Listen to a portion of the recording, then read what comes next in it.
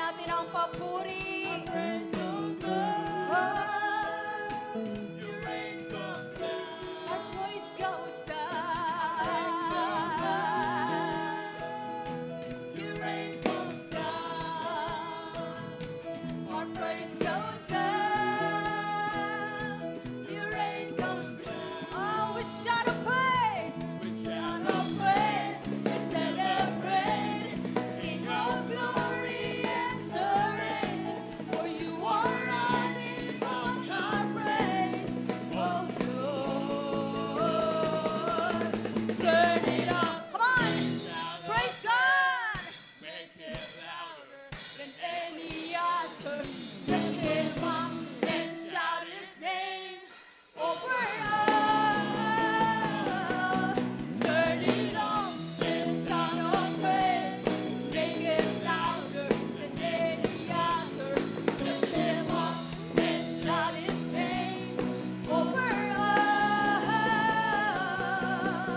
us. Once again, as our praise goes up, the rain comes down. Our praise goes up. Sabay-sabay natin itaas yung papuri na yan. Our praise goes up. Your rain comes down. Our praise goes up. Our praise goes up. Pwede bang makita na sabay-sabay na nagpupuri ang mga taga-COG sa lawan? Our praise goes up. Your rain comes down. Oh, our praise goes up. Praise goes up. Come on, everybody! Shout! Goes down. Oh, our praise goes up. Your rain comes down. Once again, our praise goes up. Your rain comes down. We shout a praise. We shout a praise. We celebrate. King of glory enter in. For you are riding on our praise. Oh Lord, turn it up. Yeah, make it louder than any other. Lift him up and shout his name over us. Turn it up and shout a praise. Make it louder than any other. Lift him up and shout his name over us. Turn it up and shout a praise. Make it louder than any other.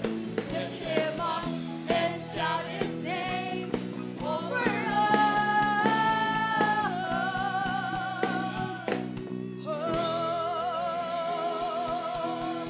Come on, praise his name. Praise his name, God. Hallelujah. Malakas na hallelujah. In 1, 2, 3. Woo! Praise the Lord. Praise the Lord.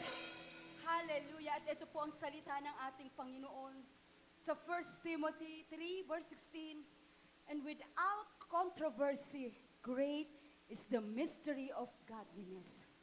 God was manifested in the flesh, justified in the spirit, seen by angels, preached among the Gentiles, believe on in the world, receive up in glory. Hallelujah. As we continue to worship His holy name. Truly, that His name is Yahweh. His name is Yeshua, God, the great I am. Hallelujah, hallelujah. Oh, yes, God.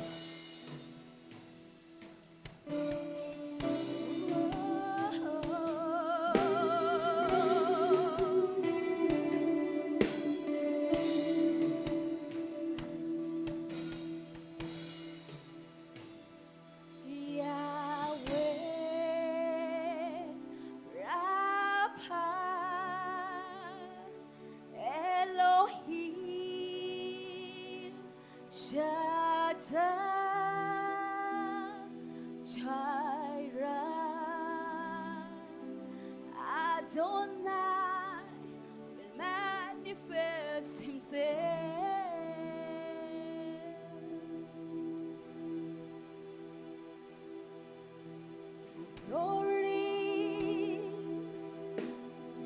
tangible in this place. Lord, you're doing something great. Awaken supernatural faith. Oh, your glory, God. Your glory is tangible in this place. Lord, you're doing something great. Awaken supernatural faith. Oh, shout Yahweh! Yahweh, Rapha, Elohim, Shaddai. You are our Jehovah Jireh. Adonai will manifest himself. We sing Yahweh. Well, Rapha, Elohim, Shaddai, Jireh, Adonai will manifest himself.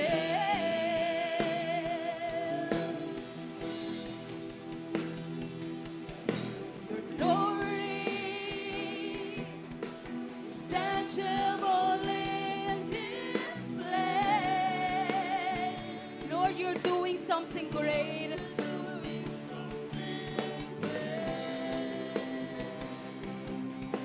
Awaken supernatural faith.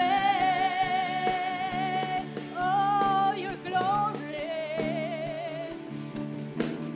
Glory is tangible in this place. Lord, you're doing something great. Awaken supernatural faith. Oh, Yahweh, Rapha, Elohim, Shaddai,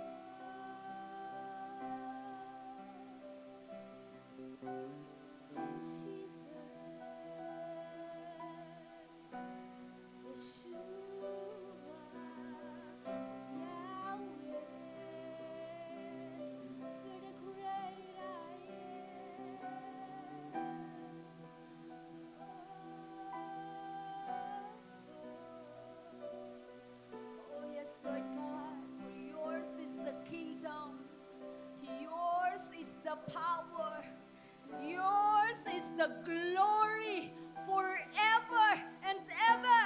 Amen. Hallelujah. Hallelujah, Jesus. To you be all the glory, honor, and thanksgiving. In the mighty name of Jesus Christ. Amen.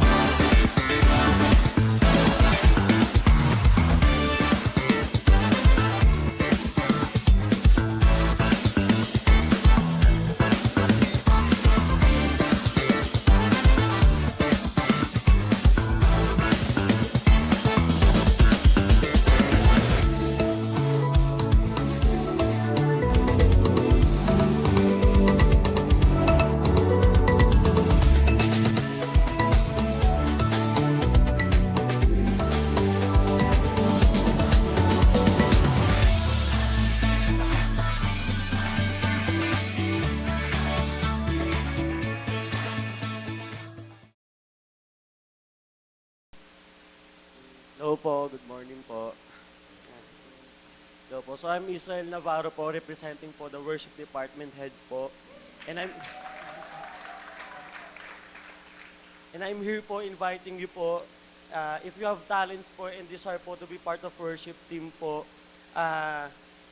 ini-invite ko po kayo to be part of musicianship po, vocals, and sa dance din po. So this is po an opportunity for you po to be part of this team. And I do encourage you po guys na mag-sign in po sa ating ministry fair po sa March 10 and March 17 din po. So I hope to see you guys there po. Thank you po and God bless. Thank you. Hello. Thank you, Kuya Israel. Also po sa outreach department po, yes, we have tatlong ministry. We have the evangelism, the C2S or the Bible study group, and we have the visitation po. So if you have that heart po or the passion na mag-share po ng gospel at handang-handang lumabas upang ibahagi ang salita ng Diyos, kayo po ay amin din pong wini-welcome. Meron po kayong mga pamphlets na hawak, tama, sa likod po niyan. Pwede nyo na pong fill upan para paglabas nyo po later, pwede nyo na pong isubmit yan at mapag-usapan na natin yung paghayo natin. Amen po ba? At alam nyo po, ito po ay isang privilege lamang na binigay sa atin ng Panginoon. Kaya i-grab na po natin to. Baka ngayon na po ang time na tayo po ay sama-samang kumilos at magkaisa upang magtrabaho sa kaharian ng Diyos. Amen? And also po for the admin department, yan. We have the following ministries. We have the Marshal. Ang Marshal po ay bilang na lang po sa daliri at kailangan po ang Marshal po. No, if you have that heart or passion na mag-Marshal po, please po approach nyo lang po si Kuya Junie or si Kuya Edwin. We have also the tech team sa taas. Sila po yung yan, sa multi, sila po yung sa audio, sila po yung sa documentary, and even po the events team nandyan din po. Sila po yung kumakamada po ng lahat. Baka po may heart po kayo dyan. Please approach Sister Leng po. And also we have also the housekeeping, no, and the stage management. Approach nyo lang po ang mga leaders po or workers or usher if you want to serve the Lord po. Right now po, baka kinakausap po kayo ni Lord, fill upan po natin yung mga pamphlets and submit po natin later. God bless po. Good morning po. Ako nga pala si Brother Sen Baltasar from the Relationship Department. Woo! Magingay! Under po ng Relationship Department, meron pong 5 ministries. No? Una po, yung sa ushering ministry. Woo! Sila po yung mga greeters sa labas. Kaya kung meron kayong killer smile, yan, pwede kayo sumali sa ushering ministry. And sa mga tatay at nanay naman, gusto po naming, yun, gusto po namin makakonect sa inyo, gusto po namin kayong maka-fellowship, no? At gusto po namin kayong makilala pa. Kaya sa mga tatay dyan, meron pong men's ministry, nagpe-fellowship po every Saturday ng 5 p.m. At sa mga nanay naman, meron silang ladies ministry, no? Every Sunday ng 2 p.m. Yan. Nandiyan po si Sister Gina. And sa mga young professionals naman, sa mga YA, Young Adult Ministry, no? 21 years old above, single, meron din po fellowship. At sa yung pinaka panglima na ministry, yun po yung youth ministry. Yun. Solid! Ayan, yung mga tumutugtog na yan, mga youth ministry yan, mga naggagwapuhan. Kaya yung mga youth yan, pwede kayong sumali sa kanya. At yung may desire sa inyo na mag-commit para maglingkod sa Panginoon, later pwede kayong lumapit sa mga ushering doon. So, God bless you po. Hello, good morning po. I'm Hannah Vallejo po, representing Discipleship Ministry. Yan, buti naman kayo mamalak pa. Kasi yung mga kasama ko nandun, nagtuturo po. So sa Discipleship Department po, we are the teachers. Kami po yung nagbabantay ng mga anak ninyo habang kayo po ay nandito. So if you have a heart po to teach and to join us, sa mga kids po, you can sign up. Pwede nyo po ilagay dyan. You can sign up on March 10. We have a booth po for the Discipleship Department. So I hope to see you there po and I hope you can join us in our ministry. Thank you. Hello. Thank you po, Ate Hannah. Wow, praise God. So, para po sa lahat, open po ang lahat po ng ministry iyan. Kung kayo po ay kinakausap ni Lord, and I believe yun naman po ang dapat ginagawa ng isang Kristiyano. Ilapan nyo lang po yung pamphlets dyan or approach po the ushers. Amen. Praise God. Wow. Sige po, lahat nga po muna ng pinagpala ngayong umaga ay ibigay yung pinakamataas na papuri sa Lord. Hallelujah! We praise you, Jesus! Lord, ikaw lamang ang aming itataas sa lugar na ito, Panginoong Jesus. Ayan. Praise God. At sige po, bago po tayo magsimula, meron po ba tayong bisita? Yung first time pong umaten sa Church of God sa Lawag, meron po ba pwedeng pakitaas po yung kamay? Yung ngayon lang po. Wala po. So lahat po tayo ay mga dati na pong uma-attend. Yan. And of course, we have our yung pinaka-importanteng bisita ngayong umaga ng ating Panginoong Jesus and the Holy Spirit. Amen. Sige po. Tayo pong lahat ay tumayo at magkamustahan po.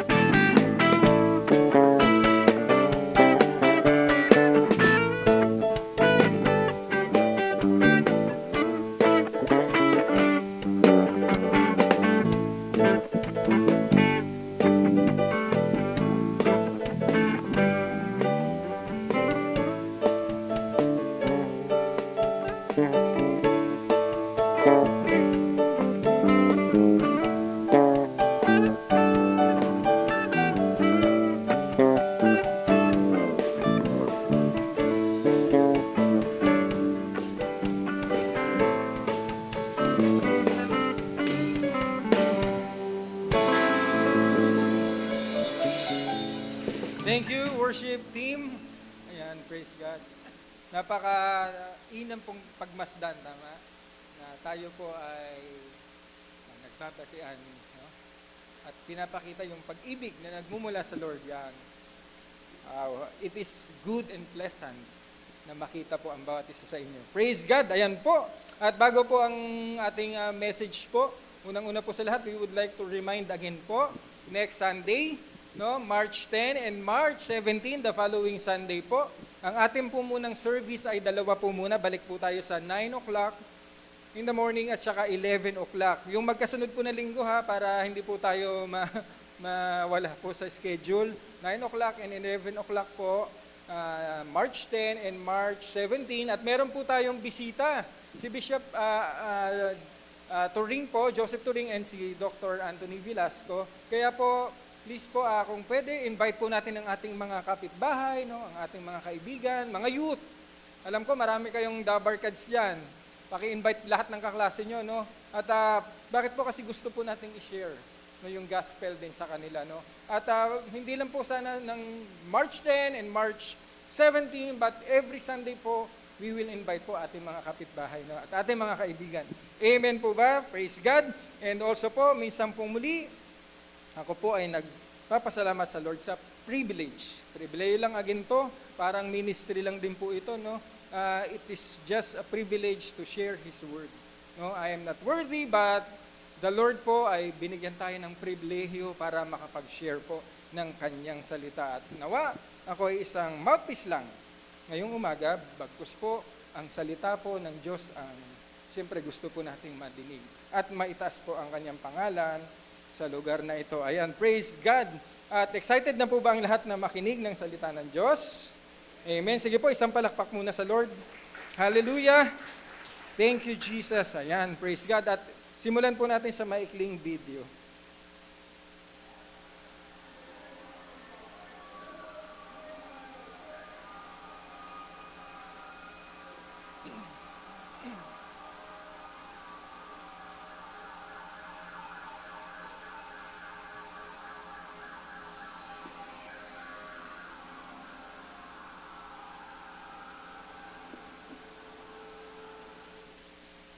Ayan, napakaikli lang po niyan at itong video po na to, ito po ay isang tagpo po sa bansang Amerika po no, noong 2001 at ito po ay tinatawag din na 9/11 attack.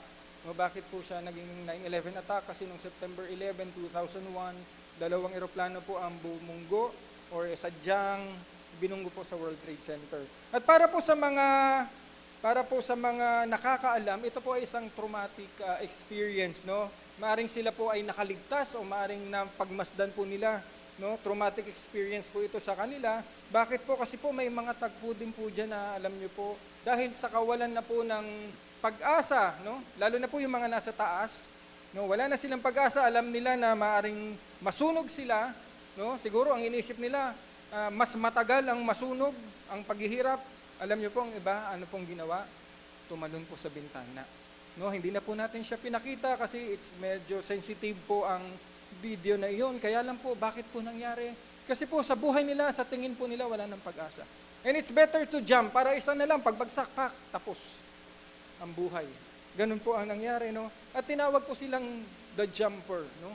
Biruin niyo po, nilagyan sila ng video na talagang kinukuhan lang po kung paano sila tumalon.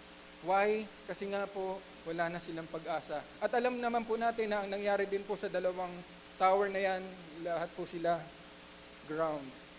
Nag-flat sa ground, no? Bumagsak. No? At paano po ito naging itong message na to or itong video na to will be connected in our message for today. Kapatid, maaari pong hindi natin dinanas mismo ang masunugan or itong gantong bagay, no? But tayo po ay naniniwala na sa kabidang banda po, meron tayong sitwasyon sa buhay natin na halos ganito, no? Wala na tayong pag-asa, no? Again po, bakit po? Dahil March 2024 na po, no? Tapos na po ang first quarter ng ating buhay. Kamusta po ang first quarter ng ating buhay? Kamusta po? March na po, 9 months na lang, tapos na naman ang 2024. Meron po bang ganap sa ating buhay na nangyari? May ganap po ba? Meron po bang accomplishment? Meron po bang mga desire sa puso natin na naganap po? No? Kasi po, ito pong video na to, wala nang pag-asa. Tayo rin po, baka nandun na sa walang pag-asa sa buhay. Kaya ang tanong, ano pong nangyari nitong first quarter of the year? No? Wala din po bang pintong maaari nating buksan, no? Para po makatakas kung ano or saang sitwasyon ka ng buhay mo ngayon. May pintuan pa ba na pwede akong labasan, no? Na para maalis ako sa ganitong sitwasyon, no? Yan po. Na kahit anong kayod, kahit anong sipa, kahit ano pong gawin natin, no? Ayaw mabuksan ng pintuan, no? Ayaw mabuksan ng pintuan, ayaw mabago ang buhay natin. Napakahirap po ng ganung sitwasyon, no? At ilang beses mo nang sinubukan, pero napapagod ka lang. Di ba? Minsan, try tayo ng try. Sabi nga, try and try until you succeed. Pero Lord, 10 taon na po ako nagtatry, wala pa rin. Di ba? Nakakapagod po yun. Nag-iisip ka na, saan ba tayo tatakas? Gusto ba natin na tumalon na lang po tayo sa bintana? At alam ko po, wala pong dapat gumawa sa atin nun. No? Wala pong isang araw na mababalitaan mo, tumalon din po sa bintana kasi hindi na makayanan ng problema. No? Gaya ng sa video. No? At di mo na alam ang sitwasyon. Kaya po kapatid, no? Ganun pa din ang buhay. No? Kailan ba ito magbabago? Kailan ba mararanasan ang pagbabago? Kailan magaganap ang pinangarap mo? At kailan po ba magaganap ang breakthrough sa buhay natin? Alam ko po, lahat tayo gusto natin ng breakthrough sa buhay. Breakthrough po sa pagtatrabaho. Salamat, meron tayong trabaho, pero minsan po, nahihirapan tayo sa trabaho. Lord, kailan po ba yung tamang trabaho para sa akin, sa ating pag-aaral? No, Lord, gusto ko mag-aaral, pero walang capacity makapag-aral. Breakthrough po yan para sa isang kabataan, yung ating business, yung ating health, no, kailan lalago ang business, yung finances natin, no, yung karamdaman na meron tayo, Lord, kailan po ba ito gagaling? Yan po yung mga breakthrough na gusto nating maranasan. Gusto rin po nating maranasan sa buhay at syempre po meron din pong relationship. May mga relationship na sira na gusto rin po nating maayos. Panginoon, kailan maayos ang relationship na ito? At higit sa lahat po, Lord, yung ministry ko, Lord, yung spiritual life ko, kailan po lalago? Kailan kaya ako magagamit, Panginoon? Sa tingin ko, Lord, ang tagal-tagal ko nang nagsiserve sa inyo, pero baby Christian pa rin. Di ba may mga ganung bagay? At alam ko po, ito po ay ating mga heart's desire. Tama po ba? Gusto po natin ng breakthrough sa ating buhay. Gusto po natin na maayos ang ating buhay. At kapatid, ngayong umaga po, sasabihin natin, kung meron bang breakthrough, meron pong breakthrough ngayong umaga. Amen po ba? Naniniwala po ba tayo na may breakthrough? Meron pong breakthrough, kapatid, kung there will be a breakthrough as long as we know and believe that God is full of grace and that God is full of mercy. And that He is still working in our lives. Hindi po ang Diyos ay tulog, hindi po siya nagpapahinga, bagkus po siya ay patuloy na kumikilos. At siya po ay punong-puno ng grace at punong-puno ng mercy. No, and that in His perfect time, all things will be beautiful. Amen? Kasi po si Lord po ay full of compassion. At yun po ang gusto niya sa buhay natin. Pero bakit parang hindi nangyayari? Ngayon po, ano naman po ang dapat gawin ng isang Kristiyano? Hindi po pwede na tayo po gusto nating may mangyari sa buhay natin, pero para tayong si Juan Tamad. No, na nakahiga ka lang, inaantay mo na malaglag yung bunga ng bayabas. Kailangan po abutin mo po yung bayabas. Kailangan po tumayo. Sabi nga po, nasa Diyos ang awa, nasa tao ang gawa. So hindi po pwede na magpipray tayo tapos hindi naman po tayo kikilos. No, kaya kapatid, gusto ba natin ng breakthrough sa ating buhay? Amen? Lahat po ng gusto ng breakthrough, itaas ang kamay. Lahat po. Ako gusto ko po ng breakthrough eh. Marami pa po tayong heart's desire eh. Pero bakit hindi nangyayari? Kaya po ngayong umaga po, ito po ang magiging title po natin. No? Yan. Breakthrough. Yan. At ang ating pong text ngayon ay makikita po sa Psalms 37, 4-5. At ito po ang sabi po dyan, sa Psalms 37, 4-5. Yan. Delight yourself also in the Lord, and He shall give you the desires of your heart. Commit your ways to the Lord. Trust also in Him, and He shall bring it to pass. Tayo po ay panandali ang manalangin. Panginoong Hesus, minsan pong muli, salamat sa inyong napakabuting bilang aming Diyos, Lord. Salamat sa kabutihan niyo, Panginoon. Salamat, Lord, sa mga buhay na ito, Lord, na ipinagkaloob niyo ngayong umaga, Panginoon. Iningatan niyo sa aming pagtulog, Lord. Kaya ngayong umaga, Lord, minsan pong muli kami po ay nagpapakumbaba sa inyong harapan, humihingi ng kapatawaran, Panginoon, sa lahat ng aming pagkakasalang nagawa, Lord. Patawad, O Diyos. At Lord, hayaan niyo po na ang inyong banal na Espiritu ay malayang kumilos ngayong umaga. Upang kami, Lord God, ay kausapin, Panginoon. At Lord, nawa ang inyong salita, Lord, hindi lang mapapakinggan, bagkus, Lord God, pangahawakan at isa sa pamuhay ng bawat isa na narito, Panginoon, na makakapakinig. Kasi Lord, hindi nyo hinaayaan na pakikinggan lang. Bagkus, Lord God, ito ay papasok sa puso at ipapamuhay. Yun po ang nais nyo. Kaya Lord God, tulungan nyo kami, Lord God, na magampanan, magawa, Lord God, ang inyong mga salita ngayong umaga. Kaya Lord, salamat po, O Diyos. Kayo po ang manguna sa third service na ito. Itong aming dalangin sa pangalan ni Jesus. Amen. Sige po, isang palakpak pa ulit kay Lord. Hallelujah. Praise God. Ayan. Pag sinabi pong breakthrough, ano daw po ang breakthrough? Ito daw po yung isang first notable success ng isang tao. No? Kitang-kita daw po pag sinabing breakthrough, kitang-kita. Bakit po? Ito daw po yung instance na kung saan po nagawa mo na i-penetrate or makatagos ka sa isang obstacle. No? Halimbawa, mayroong isang pader dyan at gusto mong pumunta sa kabila, no? Para po magawa mo yun, kailangan po ng breakthrough. Kailangan pong makadaan ka doon or makatagos doon sa obstacle or doon po sa pader na yon or sa barrier na yon. Yan daw po ang breakthrough. At para po mabuo ang breakthrough, dalawang salita po ang dapat po nating tandaan dyan. Ito po ang mga salitang break and through. Pag sinabi pong break, pag sinabi daw pong break, ito daw po ay ang pag-smash, pag-crack, pag-blow out, or sa Tagalog pa, ang pagwasak. Kailangan pong wasakin. Ito po yung break. At ang through naman po, ito daw po yung sinasabi na it indicates movement into at one side or point and out. Ibig sabihin, from this point, lalabas ka rin sa kabila or opposite side. Di ba? Parang, kaya kapatid, baka ngayong umaga ang feeling natin, hindi na tayo makatagos doon. Lord, kailan ba ako makakapunta sa lugar na iyon? No? So, pinapakita ng breakthrough na isang araw po, para sabihing breakthrough, ikaw ay nakatagos o ikaw ay nakalipat sa isang lugar na gusto mo. So, balit hindi mo magawa sa mga panahong ito kasi po merong balakid, merong pong hadlang sa buhay natin. No? Kaya kapatid, kung gusto po natin maghanap ang breakthrough sa ating buhay, meron nga lang pong proseso. Yan, bilang mga Kristiyano po, may proseso, may requirements, may kailangang basagin o wasakin. Kaya po hindi magaganap ang breakthrough kasi ayaw po natin ng process. Alam niyo po, kahit Kristiyano na tayo, ayaw po natin ng process. No? Gusto pa rin po natin na shortcut. Di ba? Gusto natin shortcut, gusto natin, minsan nga naglalagay pa po tayo eh. Di ba? Kasi ayaw natin ng mahabang proseso. Gusto natin shortcut. Ito po yung ayaw natin. Ayaw natin na may sinusunod na proseso. Kahit Kristiyano. And the process of breakthrough, mas sakit dahil may kailangang basagin, may kailangang i-break. At ano po ang kailangan natin basagin? Alam niyo po ba? Alam niyo po kung ano yung humahadlang sa breakthrough at kailangan basagin? Labas po natin.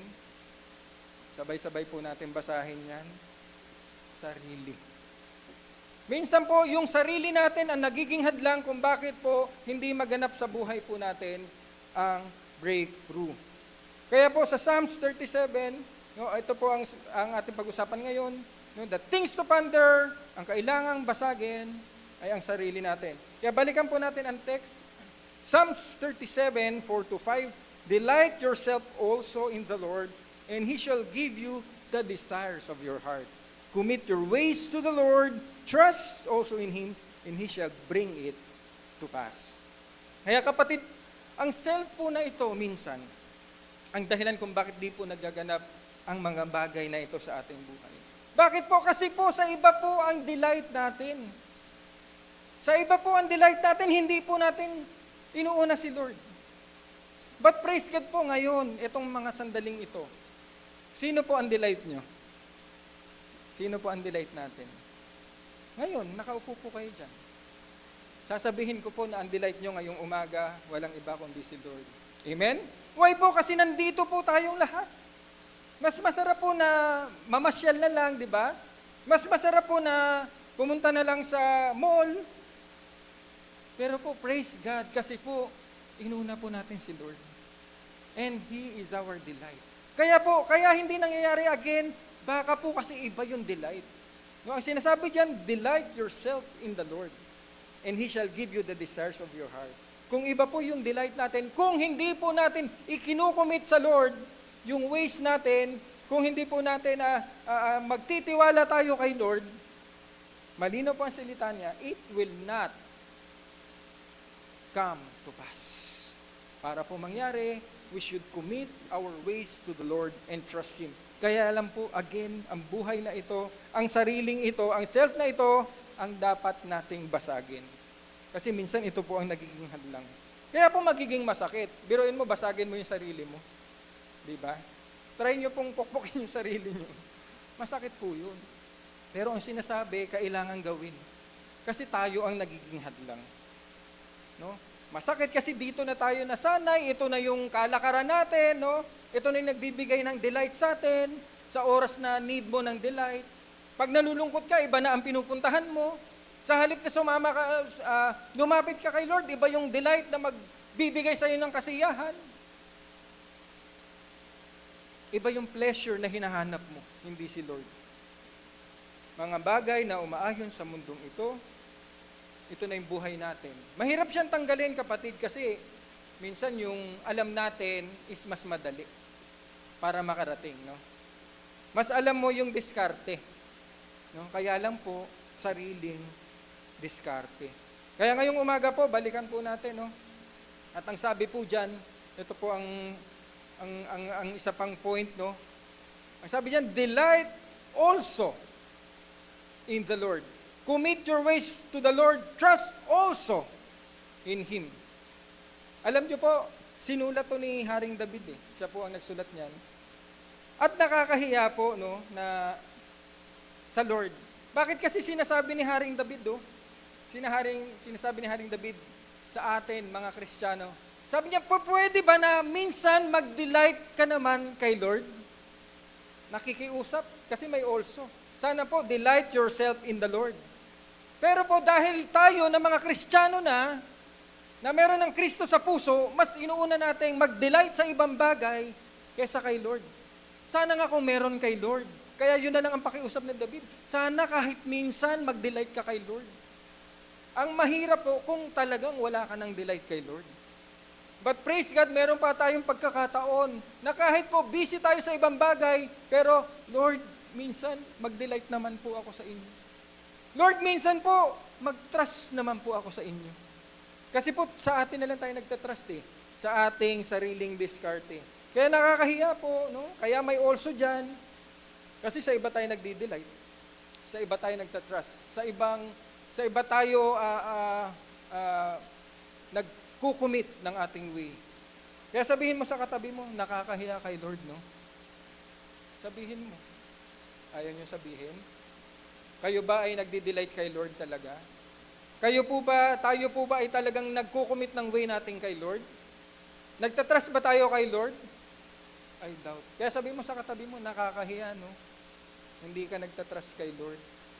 Hindi si Lord ang delight mo. Kasi po, to be honest po, sa dami po ng ino-offer ng mundong ito, kaya po nating kalimutan si Lord. Bakit? Kasi mas madali, mas magaan, mas maganda sa paningin, kakalimutan mo si Lord. Makakalimutan mo yung problema sa mga ganung bagay. Pero hindi mo inisip si Lord. Kaya po, pag-aralan po natin paano ba natin i-break yung sarili na to at ready na po ba tayong basagin ang sariling ito in 1, 2, 3, basagin yan. Basag. At ngayon po, pupunta po tayo sa self na acrostic. Ano po ba ang dapat basagin sa buhay na ito, Panginoon? Dapat basagin ko muna yung kasalanan sa buhay na ito. Kasi makasalanan, Lord eh. For all have sinned and fall short of the glory of God. Ang masaklap kasi yung kasalanan, for the wages of sin is death. Kamatayan eh. Kaya dapat pong mabasag ang kasalanan. Kasalanan is immoral act, no? Considered to be transgression against God. Masakit po sa mata ng Diyos na tayo po ay nagkakasala. At yun po ay ayaw niya. Wrongdoings, wickedness, crimes, immorality, profanity, mga bisyo, etc., etc., basahin nyo kay Google, ang sin at lahat po lalabas. Pag yun po ay meron sa atin, ipanalangin natin sa Lord, tanggalin ni Lord. Kasi po, hindi natin namamalayan, isang araw po, kakainin tayo ng kasalanan. And it's too late. Kasi po, the wicked will not go unpunished. Yun po ang sabi ng Lord. Kaya po sa Isaiah 57:21, ito po ang sabi, there is no peace, says my God, for the wicked. Kaya pala kapatid, wala tayong kapayapaan minsan kasi po mali po yung ginagawa natin. Gusto mo ng kapayapaan, kapatid? Then, basagin natin yung kasalanan. Minsan ito po yung nagbibigay ng ano sa atin eh.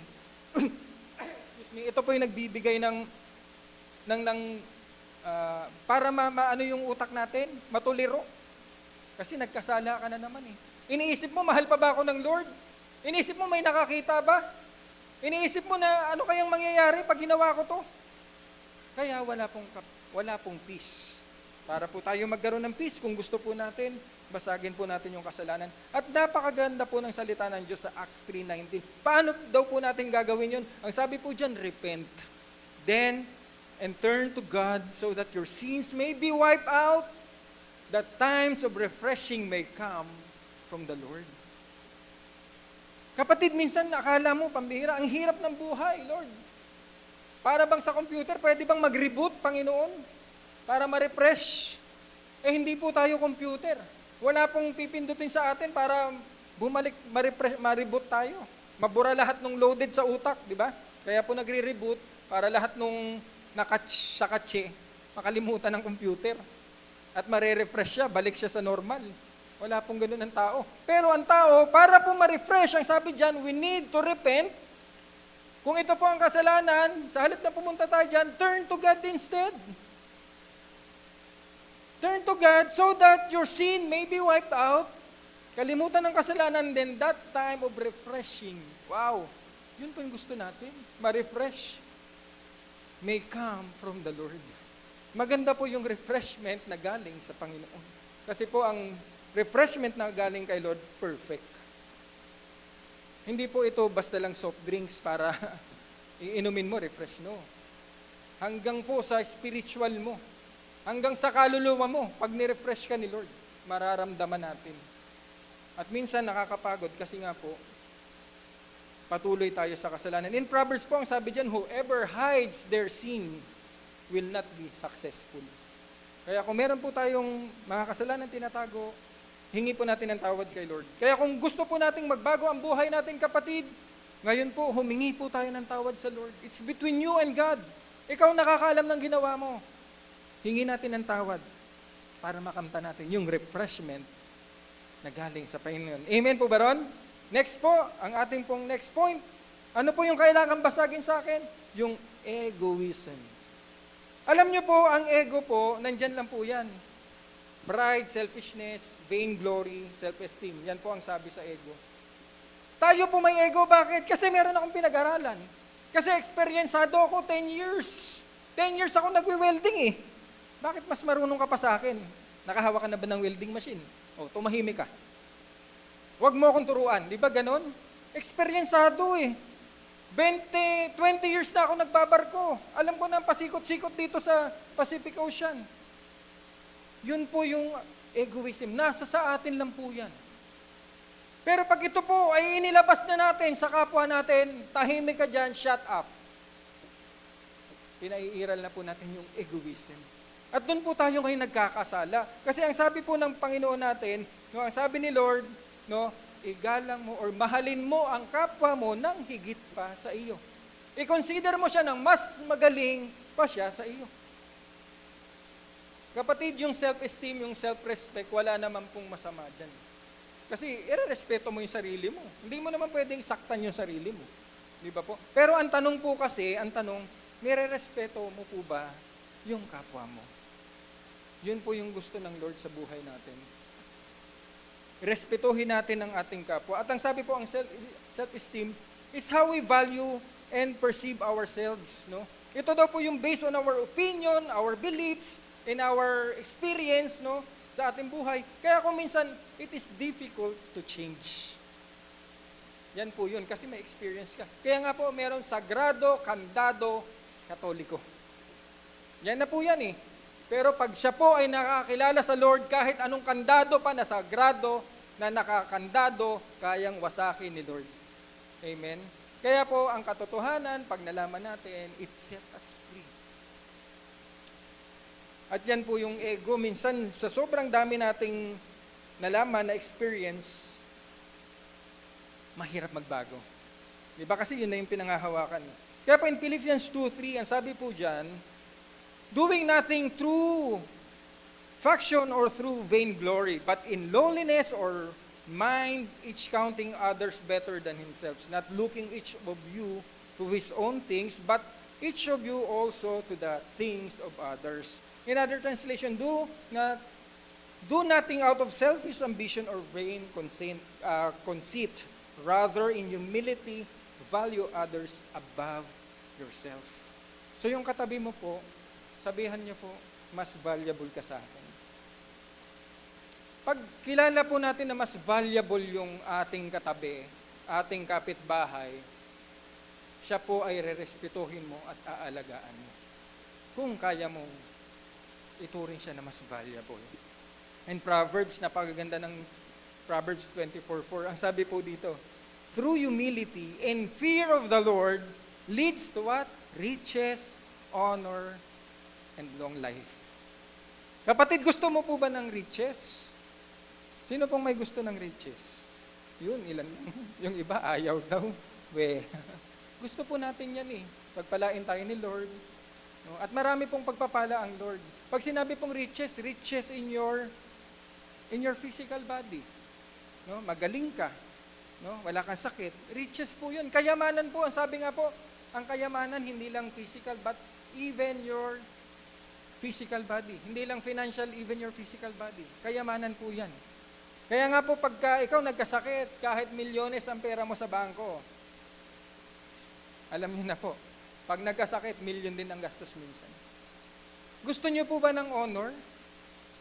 Sino pong gusto ng honor? Sino pong gusto ng long life? Lahat tayo. Ano daw po ang dapat gawin? Unang-una po, magpakumbaba. Pangalawa po, matakot po sa Diyos. Yun po ang sekreto. Baka kaya po pala hindi tayo makalampas sa ating kahirapan, sa ating kung anong meron tayo sa ating pangangatawan, o kung bakit lugmok na lugmok ka. Kasi po walang humility. Kasi po walang takot sa Diyos. At yan po yung sekreto. Ang hirap, no? Kaya nyo bang magpakumbaba sa taong alam nyo walang pinag-aralan, kayo doktor? Kaya nyo po? Kaya nyo pong maging leader ang isang tao na walang pinag-aralan pero kayo doktor? Siya po ang magiging leader? Mahirap po yun. Pero sabi ng Diyos, doon po yung susukatin eh. No? Next po, ang sabi po dyan sa egoism, Proverbs 16:5, the Lord hates those who are proud. You can be sure He will punish them all. So kung ayaw nyo pong mapunish kayo ng Panginoon, paunahin po natin yung humility sa ating buhay. And for sure po, sinabi ng Diyos, they will be punished. Kaya po, sa buhay po natin, bilang mga Kristiyano po, palaganapin po natin or paunahin po natin palagi, manguna sa atin ang humility. Next point po, no? Next point po, ito po ay makikita natin sa Psalms 84:10-11. Napakaganda po ng sinabi dito at ito po ay very common na sa atin. Ang sabi diyan, a single day in your courts is better than 1,000 elsewhere. Wow. Kaya po, napakapalad natin, nakaupo po tayo dyan. I would rather be a doorkeeper in the house of my God than live the good life in the homes of the wicked. For the Lord God is our sun and shield. He gives us grace and glory. The Lord will withhold no good things from those who do what is right. Kaya po, next na pag-uusapan po natin, sa buhay natin, ano ang kailangan basagin? Baka kailangan basagin yung lifestyle. Lifestyle, kapatid. Ano ba ang sabi sa Romans? Kasi baka dito po tayo nabubuhay. Ang sabi po sa Romans 12:2, don't copy the behavior and custom of this world. But let God transform you into a new person. Nakakilala ka na sa Lord eh. Dapat bagong nilalang ka na by changing the way you think. Then you will learn to know God's will for you. At ano ang will ni Lord sa atin? Which is good and pleasing and perfect. Kaya lang po, we copy the behavior and custom of this world. Yung sabi po dyan, don't copy. Kasi po ang ino-offer ng mundo is napakasarap. Kasi po ang ino-offer ng mundo is maganda sa paningin. Kasi po ang mundo is, it gives pleasure. Kaya lang po ang sinasabi ng Lord, don't copy. But instead po, kung tayo ay Kristiyano, mabago na yung ating pag-iisip. Kasi po may magandang plano si Lord. Minsan po, akala natin wala lang. No? Wala lang po, pero isang araw, pag si Lord na po ang kumilos sa buhay natin, doon tayo, huli na ang lahat. No? Kaya baguhin po, ang sabi sa Proverbs, ito po, napakaano din po ng Proverbs 4:14, 16 to 19. Pwedeng pakiano na lang po, pakiclick. Next verse. Ayan po. Ang sabi dyan, do not enter the path of the wicked, and do not walk in the way of evil. Avoid it, do not travel on it. Turn away from it and pass on. For they do not sleep unless they have done evil, and their sleep is taken away unless they make someone fall. The way of the wicked is like darkness. They do not know what makes them stumble. So ano po ang dapat nating tandaan? Ang sabi po dyan, ang dapat nating tandaan, we should not walk or we should not enter. Pag nakita mong patay sindi ang ilaw, kapatid, huwag ka nang pumasok. Kaya lang po, minsan yung mata dahil sa kumikislap-kislap, ang ganda ng ilaw. Kakalimutan mong Kristiyano ka. Papasok ka. Sabi dyan, do not enter, do not walk, avoid. Kung alam mong ito yung kumikislap, avoid. Do not travel. Turn away. Kahit nga daw po yung mag-pass on ka lang, ito yun, huwag mong gagawin. Kasi isang araw yung paa mo papasok na dun. Turn away. Kahit yung daanan lang siya, wag mo daw gagawin. Kasi isang araw hindi mo alam na itong wicked ways na ito ay para siyang, isa siyang madilim na lugar na hindi mo alam, basta ka na lang matitisod. At ang mahirap po, pag ikaw natisod, mahirap bumangon. May mga ganun po, kahit Kristiyano, kahit pastor na po. Pag natisod, hirap nang bumangon. May mga balita, pastor, bakit naging ganyan? Dati siyang worship leader, bakit siya naging ganyan? Kasi po, lumakad sa kadiliman. At nang nadapa, hindi na makabangon. Mahirap po yun. At ayaw po ng Diyos na mangyari po sa atin yun. Kaya ngayong umaga po, kamusta po? Lifestyle check po tayo. Nagbabasa pa po ba tayo ng Bible? Sino pong nagbabasa ng Bible? Isa, dalawa, hindi lahat. Yung nagbabasa ng Bible, may check. Kung wala, X. Next po, sino po ang nagpe-prayer? May devotion pa sa buhay. Sino po ang nananalangin? Alam niyo po, ang panalangin is a lifestyle ng isang Kristiyano. Yan po yung pinag-usapan kahapon sa men's. Lifestyle po yan ng isang Kristiyano. Kung hindi po tayo nananalangin, hindi tayo Kristiyano. Bakit? Ito po yung communication sa Lord eh. Paano ka ba makipag-usap sa tatay mo? So, paano ka makikipag-usap kay Lord kung hindi ka nananalangin? Kung nananalangin, checkan po natin. Kamusta po yung ministry, yung fellowship? Lahat po ba may ministry? Walang ministry. Na-attend po ng fellowship. Kung wala, X din. Ang gusto ni Lord, dapat po ministry, fellowship, na-attendan. Dapat may check sa buhay ng isang Kristiyano. Forget not thy assembly. Sabi ni Lord. Ayan po, nagsabi na si Kuya Sen kanina, merong men's, merong youth, merong ladies, merong young adult. Open po yan eh. Kasi doon po tayo nagpapalakasan. At isang araw, pag attend natin doon, wow, di mo alam, nagsiserve ka na kay Lord. At yun po ang gusto ni Lord sa buhay natin. At lastly po, kamusta po ito? Pinakamalupit. Diet. Kamusta po ang diet nyo? Sabi ng doktor, huwag kang kumain ito. Eh, ba't kinakain mo pa rin? So, paano ka mag-breakthrough sa mapagaling ka? Eh, kinakain mo, bawal. High cholesterol ka pa, ka na nga, taba pa rin ng baboy kinakain mo. Paano ka mag-breakthrough dyan? X. Diba, pag sinabing huwag kumain yan, para humaba ang buhay mo. So, diet dapat check. Kamusta po ang finances natin? Ano po ba ang chechika natin? Yung need o yung want? Walang-wala ka, uso ang iPhone 15.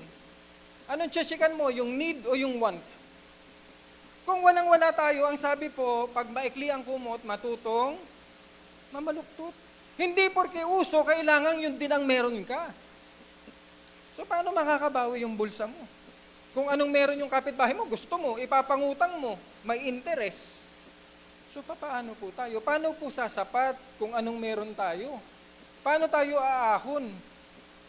Kung pwede, kung hindi kaya, keep it. Yung money i-save. Kasi madali na po yan. Eh dahil nangutang, nagka-interest, napuno ng napuno, hindi mabayaran, paano ka makaka-breakthrough financially? Simple lang ang buhay, sabi ni Lord. Hindi mo kailangang accumulate nga ang lahat eh. Kasi mawawala din. Isang araw, pag kinuha ka ni Lord, madadala mo? No. Kamusta po? Bilisan na po natin, malapit na po tayo. Next po, ano po itong masasabi natin sa mga picture na ito?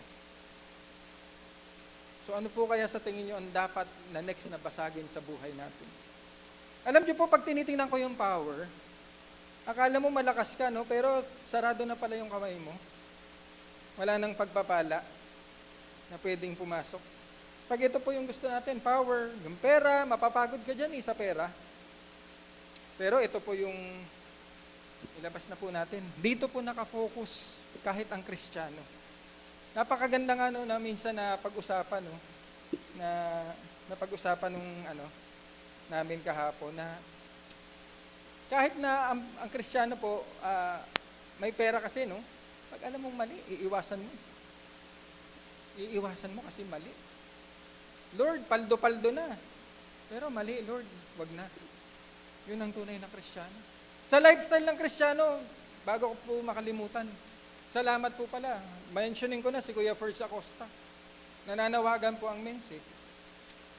Para gawin po yan, no? Ang kagandahan po, rugby dinikit namin. Kaya ang bilis eh. Naka-rugby. Thank you po, Kuya First. Lifestyle. Sino bang gusto mong unahin? Ito po ang gusto ng mundo. Unahin mo yung power, unahin mo yung pera, unahin mo yung walk of fame. Alam niyo po sa Hollywood, pag hindi ka sikat, wala kang walk of fame. Kasi nga, walk of fame yan eh.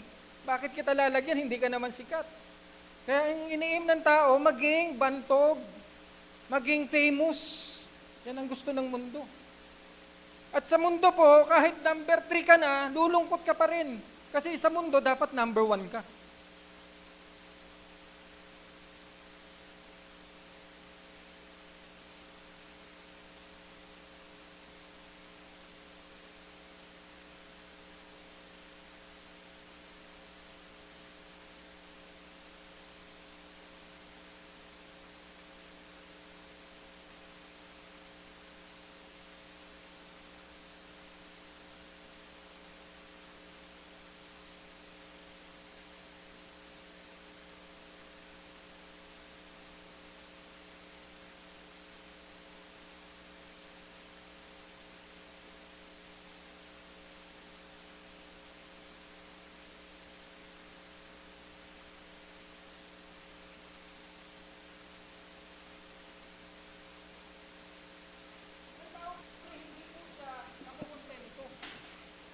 Tao po gusto more and more and more.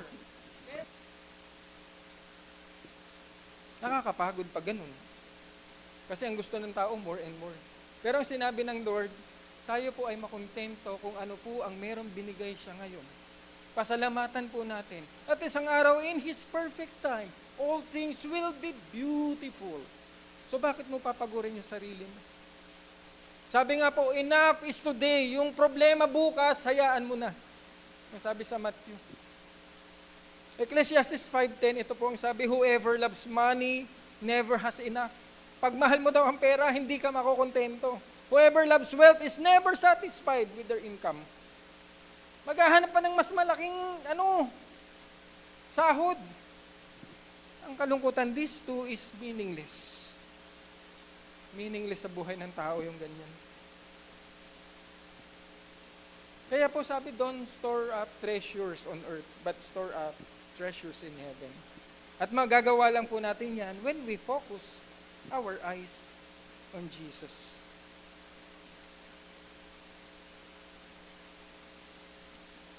Kaya po, paano po natin gagawin, kapatid? Paano po natin paglalabanan yung mga bagay na yan? Ang sabi po sa Hebrews 12:2, fix your eyes on Jesus, the pioneer and perfecter of our faith. Ano po ang kailangan i-perfect? Kailangan ba malaking bahay? Kailangan ba magagarang kotse? Ang sinasabi po ng salita ng Diyos, the pioneer and perfecter of our faith. Ang kailangan i-perfect, yung pananampalataya sa Diyos. So paano natin gagawin na tayo ay maging perfect in faith kung sa iba tayo nakatingin? Ang sinasabi ng Bible, focus or fix our eyes on Jesus. Kasi po ang kailangan i-perfect our faith. For the joy set before him, he had endured the cross, scorning his shame, and sat down at the right hand of the throne of God. Malapit na po tayo. In Proverbs, ang sabi po dyan, tingnan niyo po sa Proverbs, sabi dyan, do not boast about tomorrow. Akala mo okay ka bukas. No, do not boast, for you do not know what a day may bring forth. Kaya anong dapat natin gawin? Kailangan po nating mag-delight sa Lord. Delight yourself also in the Lord. Bakit? And He, sino magbibigay? He shall give the desires of your heart. Commit your ways to the Lord. Trust also in Him. Bakit? Siya din po, He shall bring it to pass. Kaya po hindi maganap sa buhay natin yung tinatawag nating breakthrough, kapatid.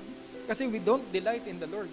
Akala mo okay ka ngayon, but eventually po, pag ang Lord po ang kumilos, everything pwedeng mawala, pwedeng lahat mabunot, or ang Lord pag kumilos, pwedeng palaguin. It's up to us, sino ang delight natin. Kaya kapatid, kung meron man, maaari ko po bang imbitahan ng bawat isa na tumayo? Kung meron po tayong nais basagin, kapatid, sa sarili natin, kasalanan man yan, ego man yan, kayabangan, kapatid, yung lifestyle natin, baka mali. Focus natin, baka mali. Taas lang po natin yung ating kamay at tayo manalangin kay Lord. Lord God, patawad sa lahat ng aking pagkakasala. Lord, itong sarili na to ang nagiging dahilan bakit, Lord God, walang Panginoon, walang breakthrough sa buhay. Kasi meron pa rin kasalanan, Lord, tinatago pa nga, Lord. Lord, may kayabangan. Lord, yung lifestyle, makamundo pa rin, Panginoon. Unti-unting nilalamon ang buhay namin. Lord, iba yung focus eh. Iba yung focus, hindi kayo. Kaya patawad, Panginoon. Lord, gusto naming maka-experience ng breakthrough sa buhay namin. Hindi lang to financially, Lord, but most of all, Lord God, spiritually. Help us, Lord. Kung kami lang, Panginoon, hindi namin kaya. Kasi mas maraming ino-offer ang mundo. Pero Lord, kayo po, mas magandang ino-offer niyo. At yun nawa ang mangyari sa buhay namin. At isang araw sasabihin niyo, Lord, well done, my good and faithful servant. Makaka-breakthrough kami, Panginoon, sa aming buhay. Kaya salamat, O Diyos, sa iyo ang lahat ng papuri, sa iyo ang lahat ng pagsamba. Sa pangalan ni Jesus. Amen. All these pieces, broken and scattered, in mercy gathered, mended and whole, empty-handed, but not forsaken. I'm not set free. I've been set free. Amazing grace, how sweet the sound that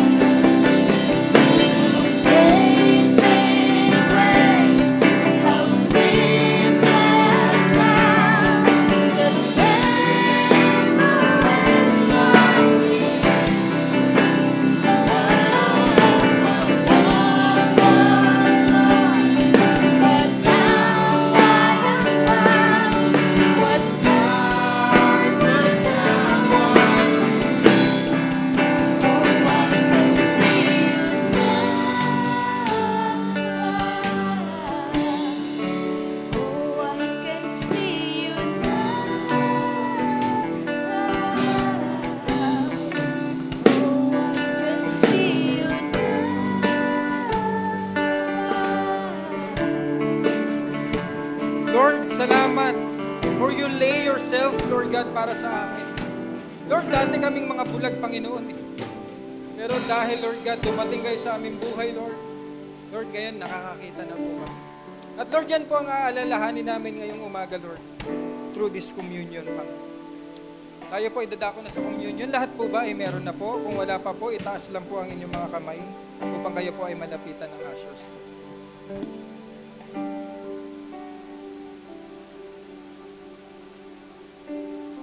Bago po tayo mag-take ng communion, maaari po ba muna tayong saglit na manalangin at humingi ng kapatawaran sa Panginoon.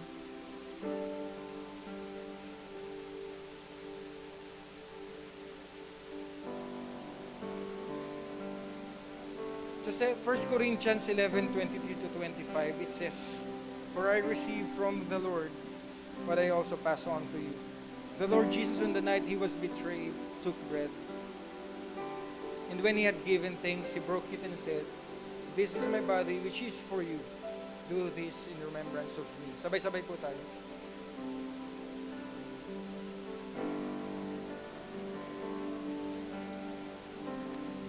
Panginoong Jesus, minsan pong muli, salamat Lord sa pag-alay nyo ng inyong katawan. Kayo po ang binayubay, Panginoon, inalipusta, Panginoon, sinaktan, pinutungan ng koronang tinik, Panginoon. Na dapat kami po yun, Panginoon. Kami dapat yung pinahirapan, kami dapat yung pinako sa krus, Lord. Pero dahil mahal nyo kami, Lord God, inialay niyo po ang inyong sarili.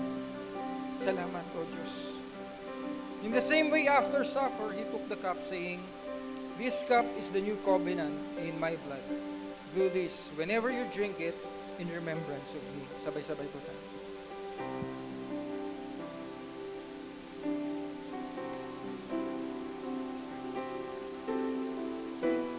Panginoon, minsan po muli, Lord God, thank you, Lord.